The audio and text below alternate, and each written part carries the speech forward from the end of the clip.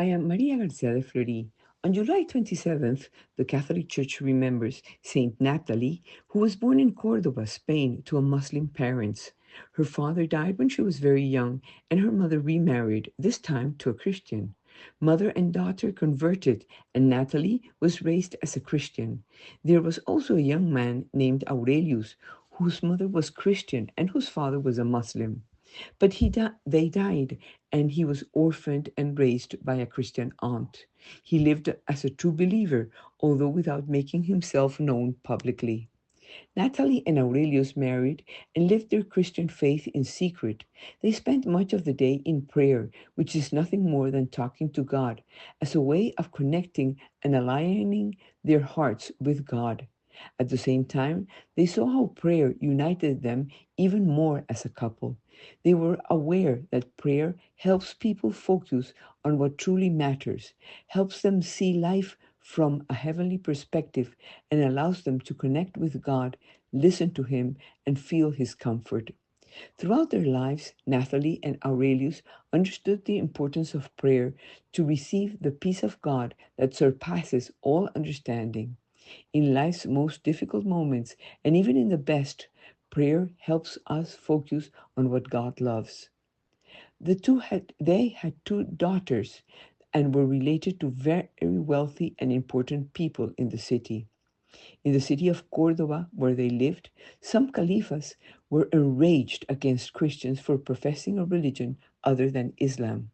Tempers flared, and they began to imprison and kill Christians. Aurelius and Natalie witnessed the insults and abuse hurled at some Christians. The shock they felt was such that they reacted and decided to profess their Christianity publicly as a way of protest. They decided to practice their religion in public to encourage other Christians, trying to prevent them from converting to Islam, which was the official religion at that time. Aurelius and Natalie left their daughters, aged 8 and 5, in the Tabanense monastery under the care of Abbess Isabel, Jeremiah's widow, and left her a large dowry so that her daughters would not suffer any hardship. Thus began a new dimension in the life of this young couple. They began to distribute the remaining possessions they had to the needy. They slept on the floor, prayed together and with others, visited the sick, took food to prisoners to provide some comfort. Aurelius and Natalie, along with two other Christian couples and a friar, were imprisoned for publicly stating loudly and clearly that the good of Christ is better than all earthly goods.